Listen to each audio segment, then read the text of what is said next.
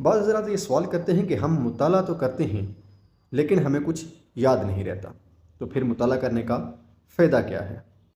یہی بات شیخ سلمان العود اپنی کتاب میں لکھتے ہیں کہ ایک مرتبہ میں نے اپنے شیخ سے شکایت کی کہ میں نے ایک کتاب تو پڑھی ہے لیکن مجھے یاد نہیں رہا، اس سے مجھے کچھ فائدہ حاصل نہیں ہوا۔ چنانچہ انہوں نے مجھے ایک کھجور دی اور کہا کہ اسے چباؤ۔ پھر مجھ سے پوچھا کیا تم بڑے ہو گئے ہو؟